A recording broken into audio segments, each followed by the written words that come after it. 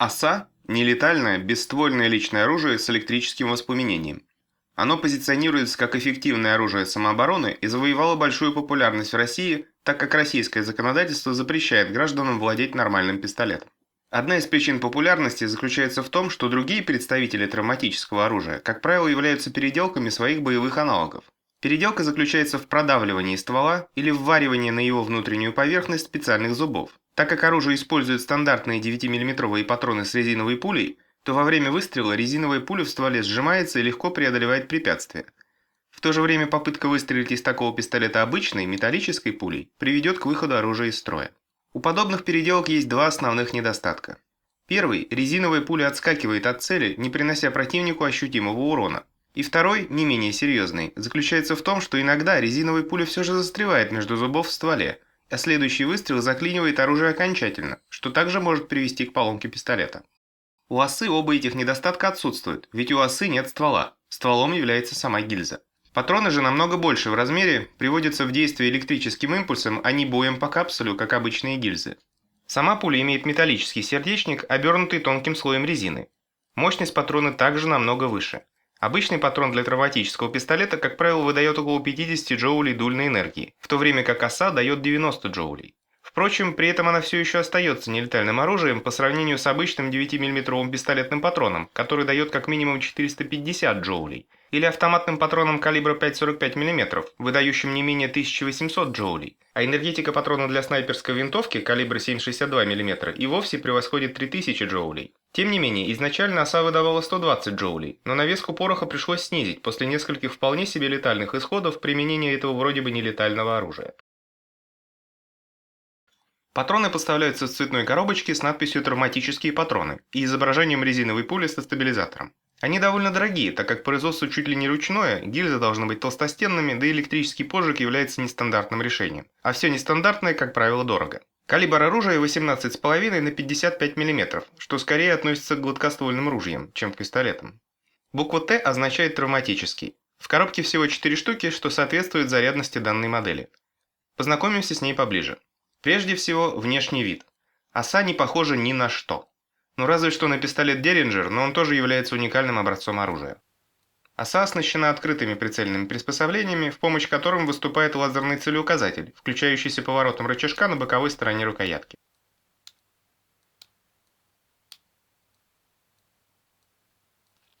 Лазерный луч выходит точно в центре между стволами.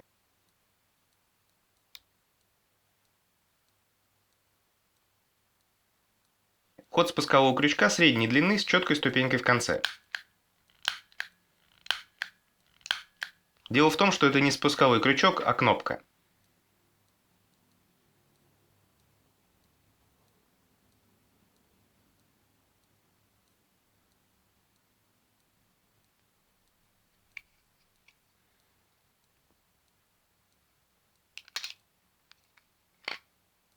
Как можно видеть, камеры, ну или стволы, довольно тонкие, так как им на помощь приходят стенки гильзы, служащие своеобразным лейнером.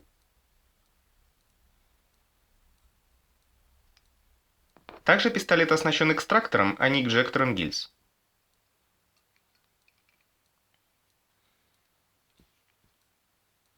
А вот электрический пьезогенератор. Цифры вокруг него обозначают последовательность работы стволов.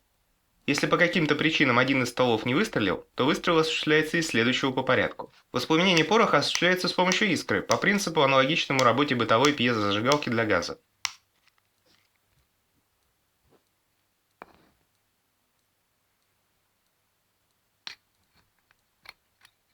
Заряжание очень простое.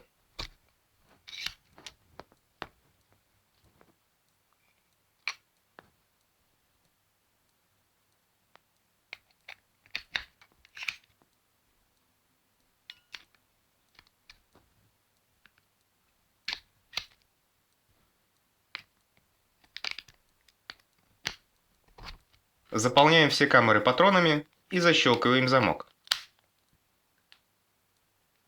Если открыть замок, то гильзы слегка подаются вперед, облегчая их извлечение. Пружина экстрактора также прижимает гильзы к контактным площадкам, обеспечивая надежный электрический контакт с пьезогенератором. В В торце рукоятки находится ушко крепления петельки, а под откручивающейся крышкой литиевая батарейка, питающая лазерный целеуказатель.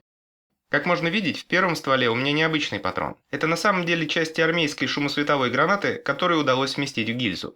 При выстреле она издает оглушительный грохот и очень яркую вспышку. На самом деле рекомендуется зажмуриться во время выстрела, чтобы была возможность убежать в безопасное место, пока нападающий ослеплен. Кроме того, такие патроны незаменимы при прогулках по паркам, особенно велосипедным, для отпугивания и защиты от собак. В то же время не причиняют животному увечий. Весьма гуманно. Также доступны патроны с перечным спреем и сигнальными ракетами различных цветов. Но самым популярным является стандартный патрон с пулей, оснащенный металлическим сердечником. Давайте его испытаем. Звук выстрела больше напоминает ружейный. Хорошо видно, что в металле осталась огромная дыра.